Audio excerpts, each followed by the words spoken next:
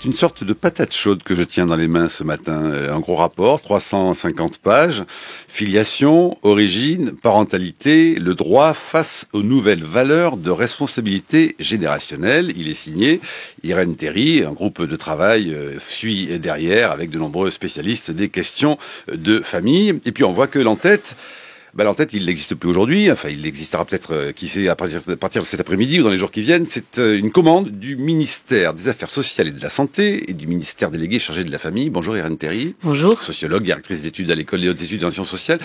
Voici qu'au mois d'octobre dernier, on vous commandait, par notamment Dominique Bertinotti, ministre de la Famille, un rapport, au fond, qui devait réfléchir sur les questions de filiation, origine, parentalité, en vue sans doute d'élaborer un projet de loi sur la famille. Mais voici que patatras, entre-temps, le mariage pour tous était passé et a déclenché ce que l'on sait notamment de vastes manifestations d'opposants, au fond, jugeant que le gouvernement de François Hollande voulait détruire la famille. Ce rapport, vous l'avez écrit, remis le 10 février dernier.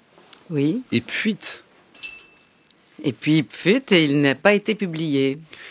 Et il va l'être tout à l'heure. Alors, il va l'être tout à l'heure parce que, au fond, l'Élysée vous a dit feu vert, publiez-le. Mais expliquez-moi pourquoi l'Élysée vous dit aujourd'hui, 8 avril, feu vert pour publier un rapport que vous avez remis à une ministre le 10 février dernier. Bon, je crois que c'est très simple. Il faut revenir un petit peu en arrière. Il y a quelque chose qui gêne. Voilà, oui, il y a sûrement quelque chose qui gêne, mais je pense qu'on peut l'apaiser si on explique simplement les choses. Dominique Bertinotti m'a confié la présidence d'un groupe de travail en septembre dernier. Ça a été annoncé un peu plus tard, mais c'était en septembre dernier. Pour faire un travail sur 2 volets. C'est ça qui est très important de comprendre. D'un côté, la mission, c'était de préparer la future loi famille par une réflexion sur 2 questions, qui étaient l'accès aux origines des enfants, soit nés sous X ou pupilles de l'État ou adoptés, soit nés de procréation assistée. Et puis aussi, pour cette loi famille, une réflexion sur la place familiale des beaux-parents. Ça, c'était bien. D'ailleurs, c'est bien indiqué, c'est un volume de notre rapport. C'était pour la loi famille. Pour cette loi famille, il n'était pas question de la PMA. Soyons bien clairs, il n'y avait aucune ambiguïté, il n'y en a toujours pas. En revanche, dans ce rapport, il y a un deuxième volet qui est de notre mission, qui était de proposer une réflexion prospective sur la filiation. Et là, nous abordons des grandes questions comme l'adoption en général, la PMA en général. Et là, l'objectif n'était pas la loi famille. Laissez-moi finir ma phrase. Non, c'est important. Sur laquelle vous précisez qu'il n'y a pas consensus. Non, mais sur laquelle je dis d'abord que l'objectif n'était pas la loi famille, donc il n'y a pas d'entourloupe, si vous voulez. C'était de participer à un débat qui est annoncé depuis longtemps. Il n'y a pas du tout de surprise. Le président de la République a chargé le Comité consultatif national d'éthique de donner un avis. Et nous avons souhaité nous inscrire dans ce débat qui est tout à fait programmé, qui aurait dû avoir lieu à ce printemps, puisque l'avis du Conseil d'éthique était annoncé il y a quelques mois pour ce printemps. Il a été reculé. Vous savez que le Conseil d'éthique n'a pas encore donné son avis sur l'ensemble des sujets. Il a aussi la question de la fin de vie. Donc ce débat aura lieu à la fin de l'année ou l'année prochaine ou plus tard. Mais voilà, donc il y a bien 2 volets, 2 enjeux. Et pas de mystère. Simplement, qu'est-ce qui s'est passé?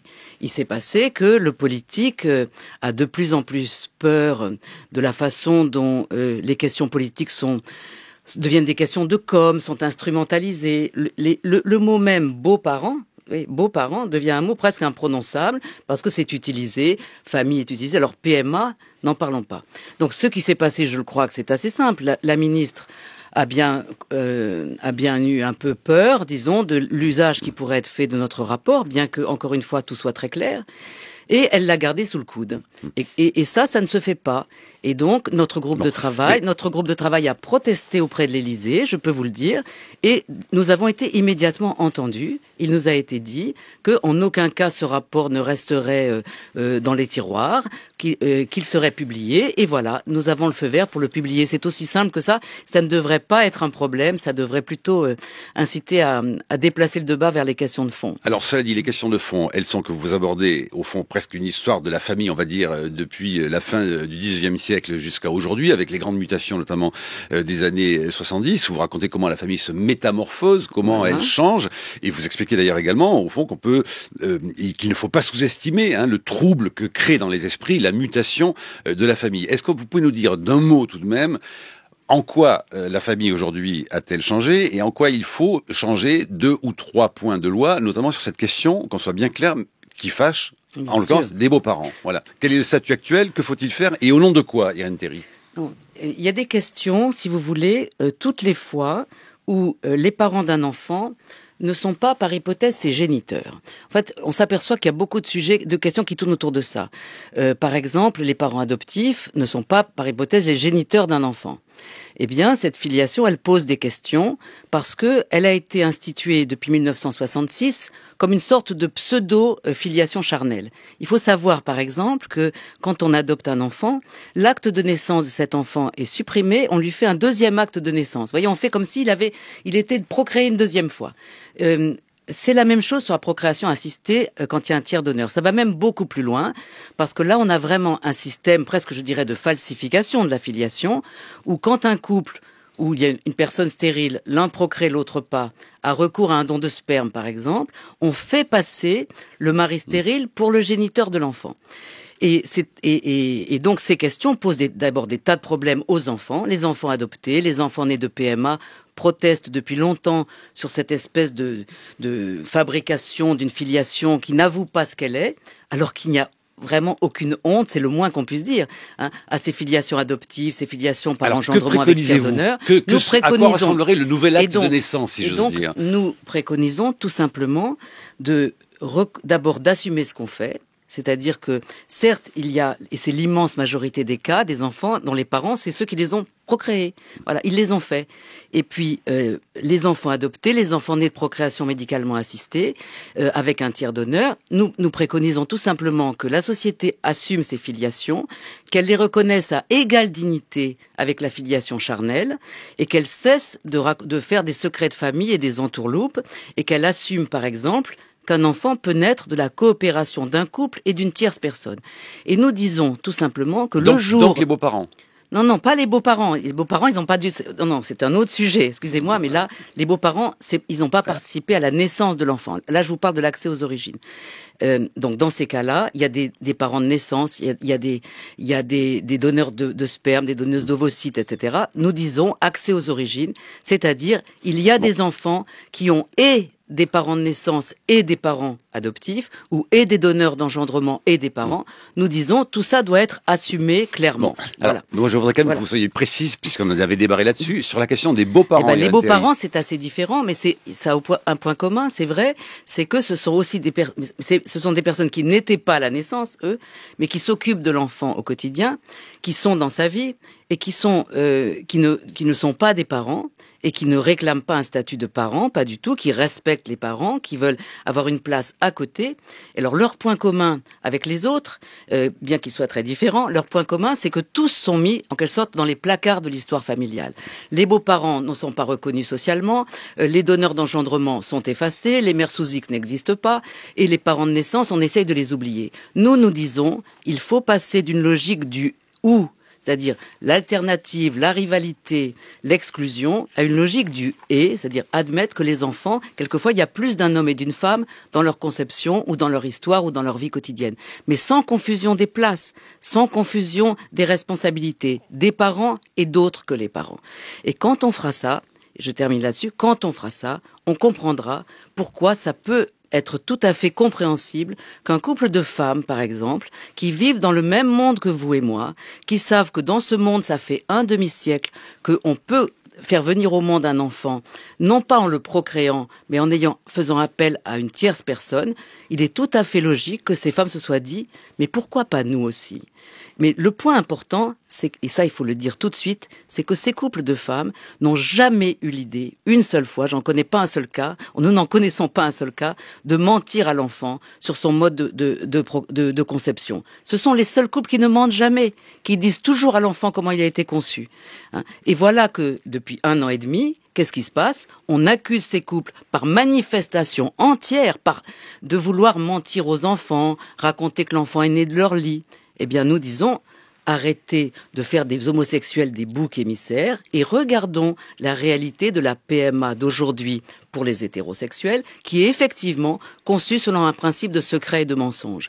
Et déplaçons le débat sur cela pour tous, et à ce moment-là, nous allons, je l'espère, nous le souhaitons en tout cas, nous allons pouvoir aborder les vrais problèmes et apaiser ce débat au lieu de diviser les gens, les familles, et de désigner des gens à la vindicte des autres. Alors, puisque Irène Théry, je rappelle cette phrase notamment, vous dites qu'il faut ne pas sous-estimer le trouble que créent dans les esprits les mutations de la famille contemporaine, qui, vous dites plus loin, a le sentiment parfois de basculer vers l'inconnu. Comment, tout de même, rassurez-vous, parce que votre militantisme peut parfois effaroucher ceux qui considèrent qu'au fond, une famille, c'est un papa, une maman et un petit garçon, une petite fille. Comment ne pas, et comment faire expliquer, par quel biais, qu'on est dans une mutation aujourd'hui, en 2014, dont vous notez l'évidence, mais qui ne l'est pas pour d'autres? D'abord, je voudrais quand même relever le mot militantisme, parce qu'il n'est pas... Voilà, je suis universitaire. J'ai dirigé un rapport de 350 pages. J'ai rassemblé un groupe de 25 universitaires de renom.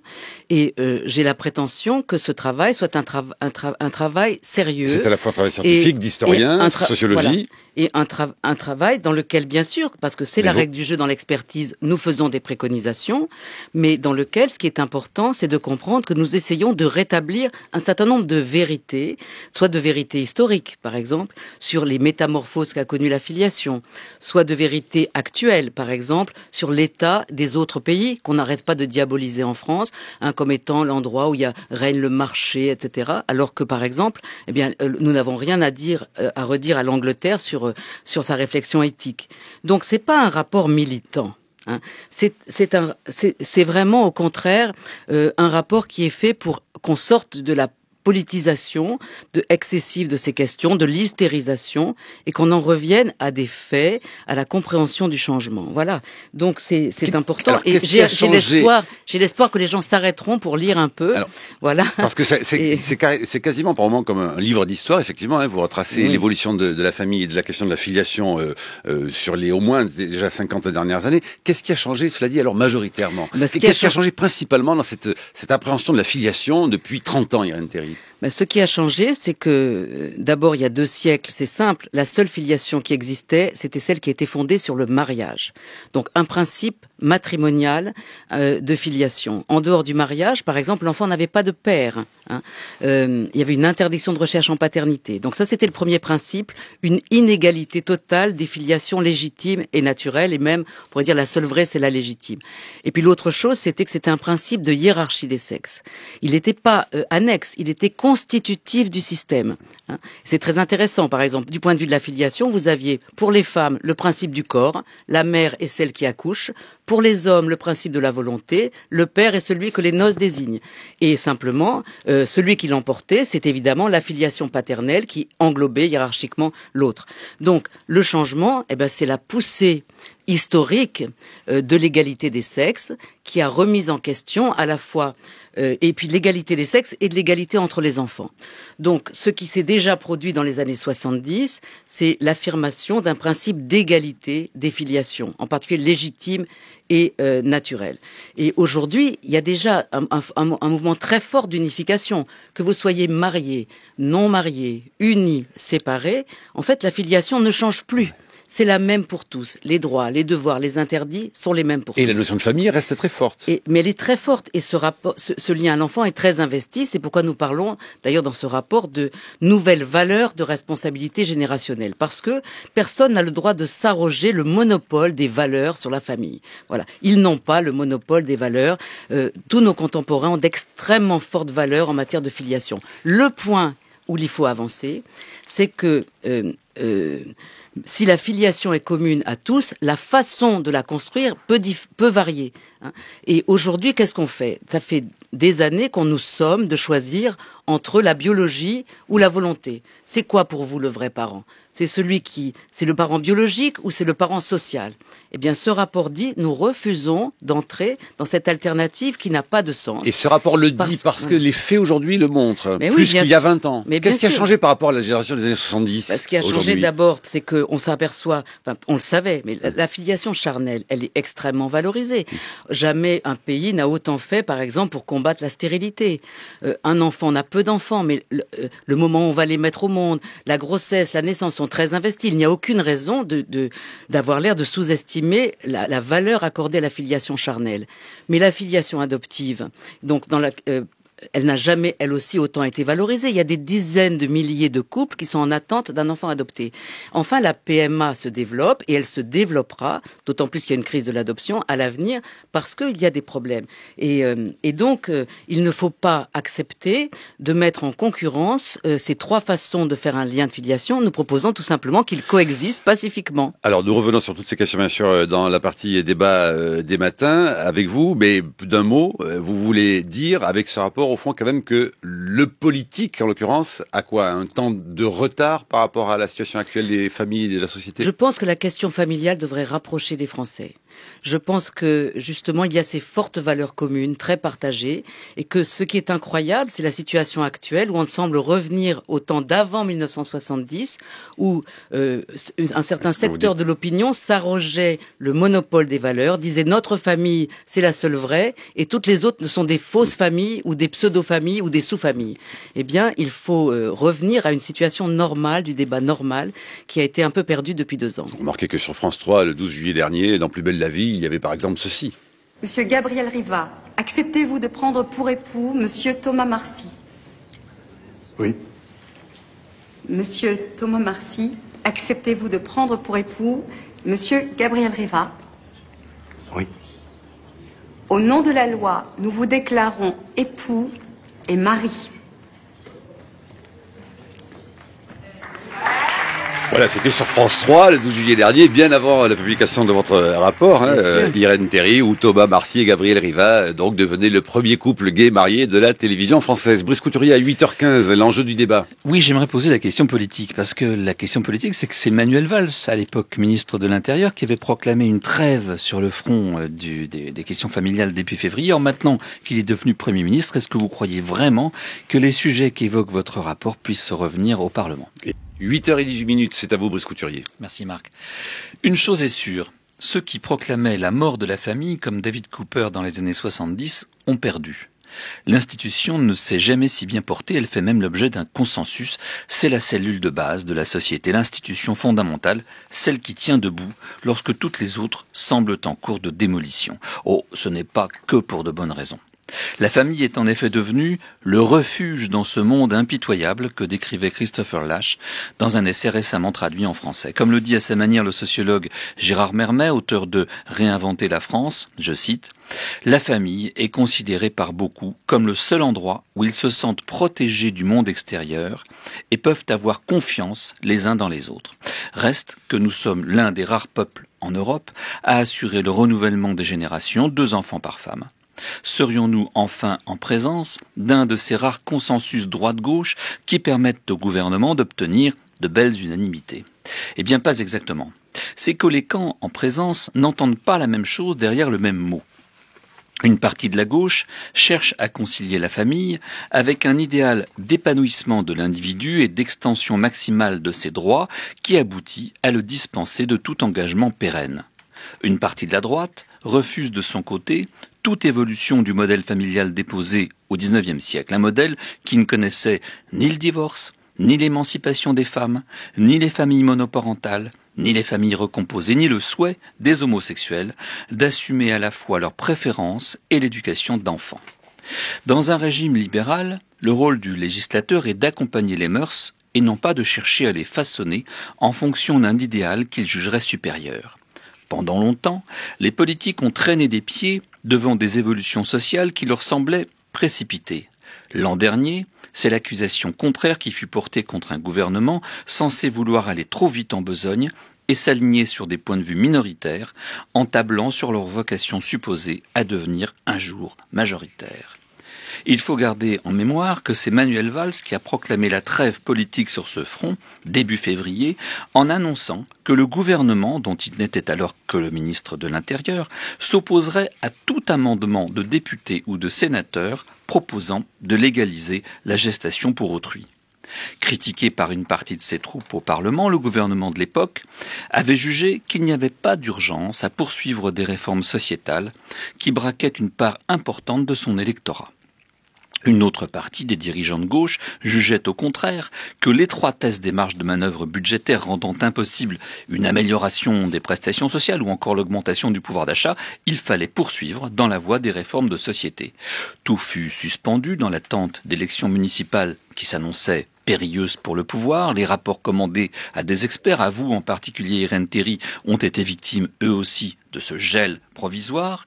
On a dû attendre la proclamation des résultats des municipales pour en découvrir le contenu. Or, votre rapport comporte des préconisations assez révolutionnaires comme celle d'ouvrir l'adoption à tous les couples mariés, pacsés ou concubins, de sexes différents ou de même sexe, et en particulier l'ouverture d'un droit d'adoption de l'enfant du concubin ou du partenaire d'un pacs, que celui-ci soit ou non du même sexe. Le gouvernement de Jean-Marc Ayrault avait cherché à gagner du temps en proposant d'attendre l'avis du Comité consultatif national d'éthique avant de légiférer. Par chance, celui-ci est actuellement occupé par un autre sujet de société hypersensible, la fin de vie. Mais le gouvernement pourra se rabattre sur la proposition de loi déposée par 2 députés socialistes, Anne-Marie Chapdelaine et Erwan Binet, qui présente l'avantage d'écarter les sujets explosifs tels que la procréation pour autrui et se concentre sur les droits des beaux-parents, auxquels serait attribué un mandat d'éducation quotidienne, et qui reconnaît aussi quelques droits nouveaux aux pères divorcés, afin de leur éviter de grimper à nouveau sur les grues. Certains responsables socialistes estiment qu'ils doivent leur échec aux municipales aux réactions d'un électorat plus conservateur sur ces sujets qu'on l'avait cru, notamment du côté des catholiques et des musulmans. À votre avis, Irène Théry, ce gouvernement est-il prêt à aller plus loin? Et comment interprétez-vous la disparition d'un ministère consacré à la famille? Et si je puis me permettre, il semblerait qu'il n'y ait pas du tout sa réapparition à ce ministère-là. Irène Théry. Alors je ne suis pas dans le secret des dieux, je ne sais pas s'il y aura un secrétaire d'État ou une secrétaire d'État à la famille, hein. J'en sais rien, donc j'ai pas d'opinion en tant que je ne sais pas. Par contre... c'est un signe quand même, hein. Un gouvernement où il y a le ministère de la Famille disparaît. Non, c'était un ministère délégué, il n'y a plus de ministre délégué, donc c'est pas particulier. Il y a un gouvernement resserré, attendons de voir s'il y aura un secrétaire d'État à la famille. Ce que je pense, c'est qu'il y a peut-être des gens à gauche qui commencent à se dire que c'est assez étrange d'avoir réussi en 1 an et demi à arriver à une situation sur ce débat sur la famille qu'on n'avait pas vu depuis 1970. Il faut bien vous rappeler, Brice Couturier, les années 70, les réformes des années 70, où c'est la droite libérale, la droite giscardienne, pompidolienne, qui a fait toutes ces grandes réformes, égalité des filiations, autorité parentale conjointe à la place de la puissance paternelle, évidemment la loi Veil sur l'avortement, le consentement mutuel. La droite libérale l'a fait avec l'appui de la gauche, et toujours contre une aile familialiste, traditionnaliste, à la limite intégriste. Et aujourd'hui, cette droite s'est mise derrière ce courant qui avait été marginalisé depuis longtemps, et au fond, dont je continue à penser qu'il reste minoritaire en France. Donc cette situation n'est pas normale, et je me dis, encore une fois, moi je ne suis pas une politique, mais je me dis que peut-être Valls est capable de comprendre qu'il faut reprendre la main sur ce débat, arrêter avec le temps des invectives, des désignations de boucs émissaires, de la division des familles, ce qui a été vraiment le sens de toutes ces manifestations, et revenir à un débat argumenté et apaisé. Alors, là où vous avez raison, je suis d'accord, c'est qu'il y a une question de rythme. Notre rapport sort maintenant, c'est comme ça, il sort maintenant. Il sort après les municipales, soyons clairs, voilà. Il était prévu qu'il sorte avant. Hein. Il a été mis sous le boisseau. Voilà, il a été commandé avant, et il a été commandé, il faut le voir, je l'ai dit tout à l'heure, à un moment où on pensait que le comité d'éthique se prononcerait pour un débat sur la PMA ce printemps. Bon, il y aura manifestement un calendrier, on va échelonner les problèmes, et si le politique fait son boulot, il les échelonnera bien. Et donc, il y a les européennes. Voilà, pour le moment, le temps est effectivement aux propositions de loi famille, autour de la question des beaux-parents, du divorce, de l'adoption, etc. Et puis viendra le temps du débat sur la procréation assistée. J'espère que le rapport très fouillé que nous avons écrit contribuera. Mais il y a les européennes, je disais. Donc, si on nous a dit qu'il fallait retarder la publication de ce rapport parce qu'il fallait pas choquer l'électorat à la veille des municipales qu'on risquait de perdre, est-ce qu'on risque pas de nous dire que les propositions de loi trop ambitieuses doivent elles aussi passer à la trappe en attendant les résultats des européennes? Irène Il Thierry. y a toujours une bonne raison de ne pas avoir le débat de fond. Moi, je crois encore à ça, c'est-à-dire une démocratie dans laquelle il est possible d'avancer des arguments pour un débat de fond. Sur la procréation assistée, par exemple, la question, elle n'est pas si compliquée que ça. On a, depuis 1970, un droit de la procréation assistée qui fait passer des parents stériles pour les géniteurs des enfants. Un droit que j'appelle un modèle ni vu ni connu. Il y a vraiment, toutes les démocraties du nord de l'Europe ont abandonné ce modèle. Elles ont décidé de passer de ce modèle ni vu ni connu à un modèle que j'appelle de responsabilité, où on assume qu'un enfant peut naître d'un couple où l'un procrée l'autre pas et d'une tierce personne. Et les Anglais ont publié, le Parti travailliste anglais a publié un rapport très intéressant récemment en disant une société qui organise que des naissances se font avec des dons doit assurer aux enfants qui en naissent et à leurs parents que ce mode, cette façon de faire une famille est normale, que c'est accepté par la société. Or, pour le moment, on a des institutions complètement défaillantes où on organise ces dons, on les cache, on les efface, on nie qu'ils ont existé, et donc les institutions ne sont pas un appui ni aux parents ni aux enfants. Donc, ayons le débat de fond qui porte sur ce modèle de procréation assistée. Essayons d'aller vers un modèle de responsabilité et à ce moment-là, on verra que les sujets qui paraissaient explosifs le sont beaucoup moins qu'on ne croyait. Il faut donc l'ouvrir à tout le monde, ce droit-là ? C'est-à-dire à tout le monde. C'est-à-dire, ce que je veux dire, c'est que si on admet que ce ne sont pas des procréations, au sens, c'est pas un couple qui fait l'enfant. Il faut abandonner la logique d'imitation de la procréation, dit-on dans votre rapport. Oui, c'est ça. En fait, les enfants naissent clairement de la coopération de 3 personnes, un couple d'intention et une tierce personne sans laquelle la naissance n'aurait pas été possible. Je pense que il faut sortir de la logique d'effacement et à ce moment-là, on se dira où on arrête. Il faut dire les choses où il ne faut pas les dire. Voilà. Et donc l'ouvrir au couple homosexuel. Et je l'ai dit, bien sûr, je l'ai dit déjà 2 fois. Je pense que si on admet clairement qu'il s'agit d'une nouvelle façon de mettre des enfants au monde qui n'est pas une procréation, à ce moment-là, l'ouvrir au couple de femmes paraît beaucoup moins un scandale ontologique, si vous voulez. Il ne s'agit pas de dire que les enfants naissent de 2 femmes, etc., comme on a entendu des psys de renom le prétendre. Il faut voir que, il y a quand même beaucoup de recherches qui existent aujourd'hui. Nous en citons. Martine Gross, qui a initié en France les recherches sur l'homoparentalité, a été membre de notre groupe de travail. Jérôme Courduriez, qui a fait la première thèse française sur le couple gay.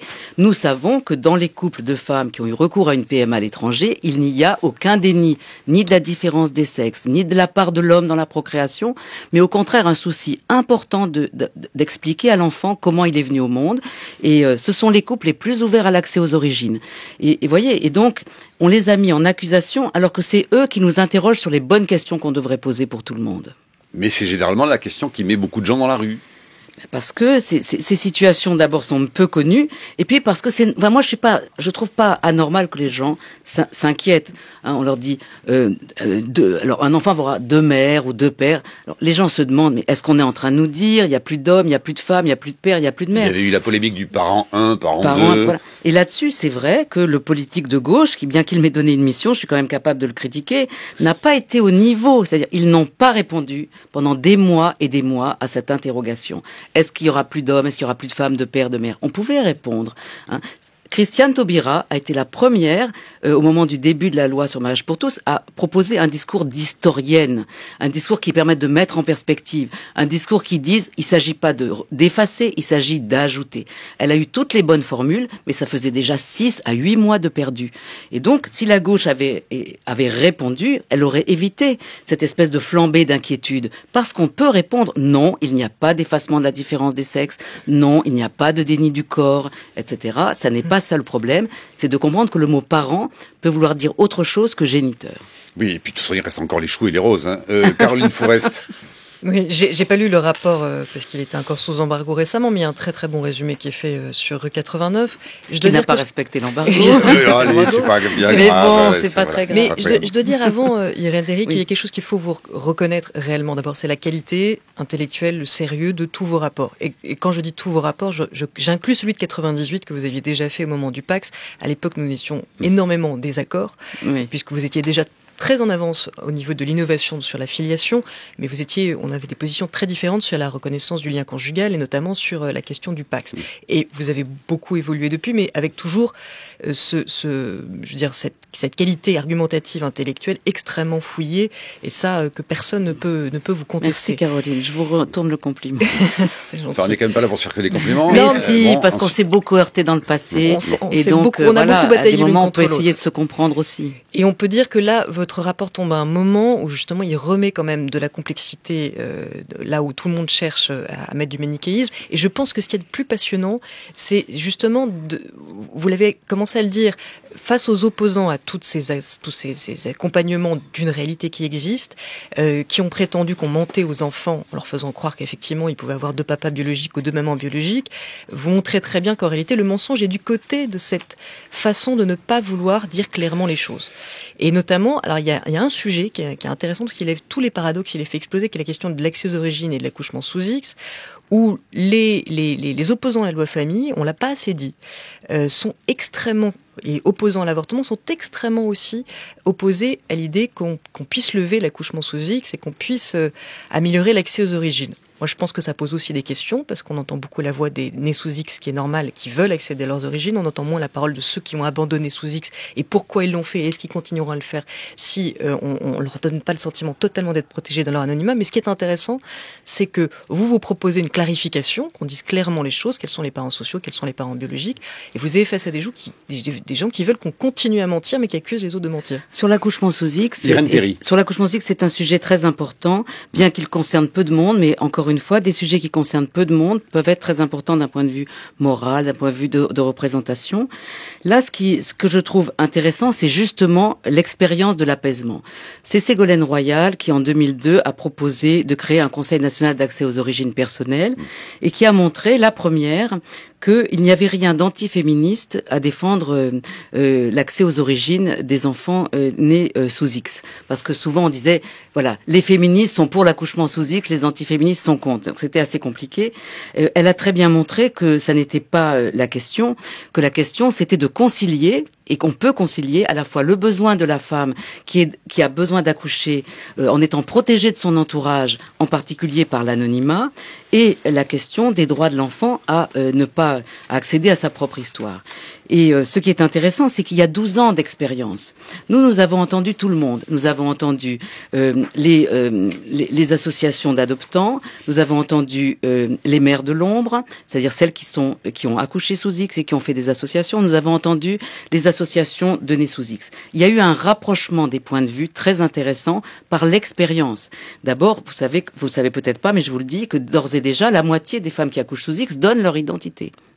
Donc, ce que nous proposons, c'est d'aller simplement un peu plus loin et de leur demander tout en leur permettant de continuer à accoucher anonymement, de les inciter à laisser, mais aux représentants du CNAOP, l'identité uniquement à l'usage de l'enfant. Et je crois que ces femmes comprennent très bien qu'elles ne font pas ces enfants justement pour les plonger dans le malheur ou la détresse. Elles souhaitent que les enfants s'en sortent. Et donc, on doit pouvoir avancer dans ce cas-là.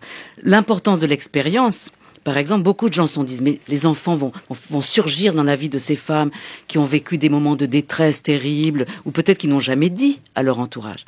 Eh bien, l'expérience montre que ça n'arrive jamais. Vous voyez, quelquefois, il y a beaucoup de débats qui deviennent très passionnels parce qu'on fantasme sur des sujets qu'on ne connaît pas. On n'a jamais vu des enfants nés sous X ou adoptés qui surgissent contre la volonté de leur mère de naissance dans sa vie pour jeter le trouble. Ils veulent de l'apaisement. Et donc, cette expérience a permis de rapprocher les points de vue, on les accompagne et je crois que ça sera bien. Et moi, je voudrais qu'on revienne sur un point qui est un des points majeurs de ce rapport tout de même, qui est de faire l'histoire de la famille en France et notamment de la comparer, cette famille d'aujourd'hui, à la période des années 70. Et je voudrais vraiment qu'on revienne là-dessus. C'est un des points sur lesquels vous avez beaucoup travaillé, entre autres aussi vous, Caroline Eliachef. Qu'est-ce qui a changé? Qu'est-ce que les enfants aujourd'hui, les jeunes parents qui ont entre 20 et 35 ans, qu'est-ce qu'ils ont de différent avec leurs parents ou leurs grands-parents? Les parents restent les parents. Il faut. Non, mais dans le rapport à la famille. Dans le rapport à la famille, c'est d'abord le fait que la majorité des enfants aujourd'hui naissent hors mariage. C'est-à-dire l'enfant fait la famille et la famille n'est pas constituée avant la venue de l'enfant. Il n'empêche que le mariage a considérablement diminué et donc il est une des façons de faire famille. Il y en a d'autres.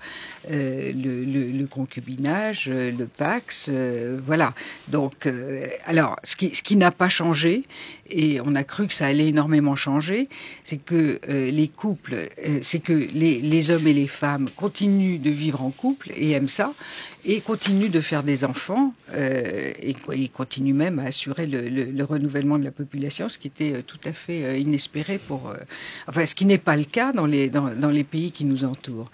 Et puis, je trouve que ce qui est intéressant, c'est que donc il y a plusieurs formes de famille différentes et en même temps, elles se ressemblent incroyablement.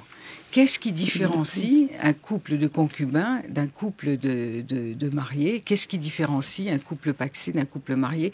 Aujourd'hui, mais il y avait des choses qui les différenciaient il y a quoi, encore 20 ou 30 ans. Oui, mais... Aujourd'hui, ça n'est plus le cas. C'est ça qui a changé. Oui. Mais est-ce que vous ne croyez pas, Caroline, qu'il y a aussi une chose qui a changé, c'est qu'on a vieilli. Moi, j'appartiens à cette génération du baby-boom, qui avait justement, qui arrivait à l'âge adulte dans les années 70. Bon, maintenant, cette génération, on s'est vu un peu comme l'incarnation du changement. C'est notre génération qui a connu justement la pilule, le droit à l'avortement, l'égalité des sexes comme une valeur cardinale, etc. Mais et voilà que maintenant nous sommes grands-parents. Voilà, il faut le dire. On est grands-parents et on est interrogés par la génération de nos enfants. C'est la première fois que ça nous arrive. Eh bien, qu'est-ce que nous faisons? La sourde oreille. Moi, je suis frappée de ça. C'est la conclusion. C'est à cela que je voulais vous en faire revenir, Thierry. Mais quelle est la question que pose la génération d'aujourd'hui à laquelle la vôtre ne sait pas répondre ou n'arrive pas à répondre? Eh ben, par exemple, le fait que il y a dans notre génération une surdité à cette revendication sur l'accès aux origines. On a disqualifié les jeunes nés de PMA qui réclament l'accès à leurs origines, mais d'une façon qui était inqualifiable il y a 2 ans au moment des débats bioéthiques. On disqualifie les jeunes grands-parents, les jeunes beaux-parents, par exemple. Il y a un club des marâtres. C'est plutôt des jeunes. Elles ont de l'humour au moins. C'est plutôt des jeunes femmes qui donc élèvent les enfants de leurs compagnons, etc. Elles savent bien que les beaux-parents, les belles-mères, les beaux-pères de ma génération, qui sont aujourd'hui devenus des beaux grands-parents, n'ont eu aucune forme de reconnaissance sociale. Ont accepté ça comme s'ils étaient des intrus. C'est-à-dire, ils se sont occupés des enfants des autres, ils ont payé leur éducation, ils les ont aimés, ils les ont bercés, ils les ont dorlotés, et après ça, pour s'entendre dire, de toute façon, vous n'existez pas et vous êtes des étrangers. Cette génération... Ils n'ont pas pu faire hériter ces enfants. Alors, si on y mêle les questions de succession, on n'est pas n'a pas fini. Mais cette génération dit, vous vous êtes laissé faire, vous vous êtes laissé délégitimer, alors que finalement le rôle que vous jouiez, c'était franchement, on n'a jamais vu autant je sais pas comment dire, d'abnégation, on pourrait presque dire, pour les enfants d'autrui.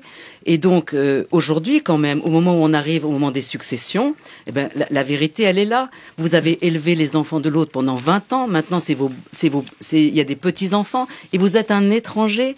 Eh bien, même la proposition de loi, voyez, qui vient d'être déposée, ne propose pas ce que nous proposons, c'est-à-dire que quand on veut léguer ses biens à ses beaux enfants, on puisse le faire en étant taxé, pas plus que si c'était un enfant.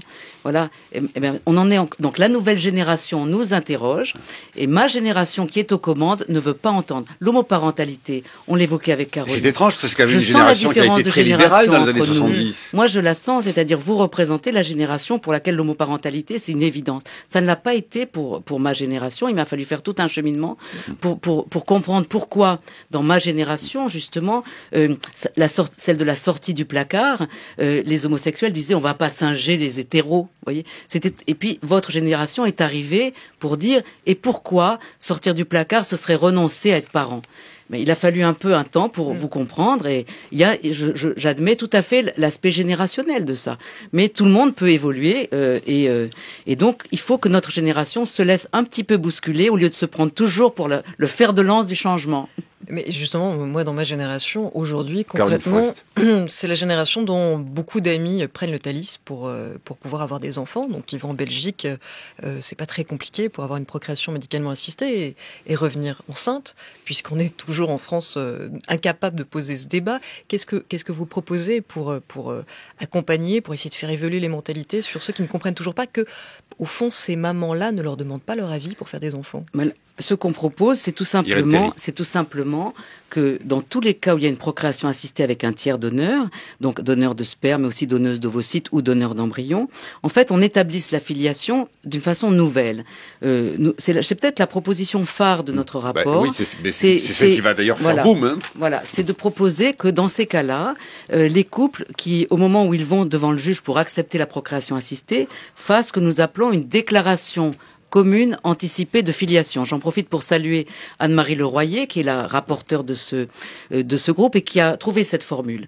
Alors, redites-la. Déclaration commune anticipée de filiation. Ça veut dire, nous nous engageons à ce que l'enfant qui va naître de cette procréation avec un tiers donneur soit notre enfant. Nous nous engageons à devenir les parents. Et on établira la filiation sur cet engagement et non pas sur des simulacres de procréation charnelle du couple. Et donc, cette déclaration commune anticipée de filiation, eh bien, évidemment, elle est différente. C'est pas une filiation charnelle, c'est pas une filiation adoptive. C'est une filiation, une troisième façon. Si on établissait pour tous cette déclaration commune anticipée de filiation, à ce moment-là, eh bien, cette même déclaration pourrait être faite par deux femmes qui, pas plus que les hétéros, en quelque sorte, aujourd'hui, ne prétendent que l'enfant a été fait de leur propre lit. Petit rappel de comparatif, ça existe ailleurs, ça, de toute façon. C'est le système anglais. Non, il y a plusieurs. Les pays ont tous essayé d'évoluer. Certains proposent. Il y a beaucoup de solutions juridiques. D'ailleurs, on les détaille toutes dans le rapport. Celle-là, elle est assez originale parce que justement, nous tenons compte de la particularité du droit français, qui est le seul à avoir en quelque sorte vraiment ossifié, je peux dire durci, une pseudo-filiation charnelle. Donc, il fallait répondre à la hauteur de nos lois bioéthiques. Mais d'autres pays proposent par exemple l'adoption, et nous ne sommes pas très convaincus que dans ce cas-là, l'adoption soit la bonne solution, parce que justement, l'enfant n'a pas été abandonné, on n'a pas adopté son propre enfant. Donc, déclaration commune anticipée de filiation, j'espère que cette proposition fera son chemin. En tout cas, elle n'est pas sur le bureau de l'Assemblée nationale dans le projet de loi. Non, mais encore une fois, c'est pas dans le projet de loi famille, c'est pour le moment où le CCNE se prononcera. Caroline Eliachef.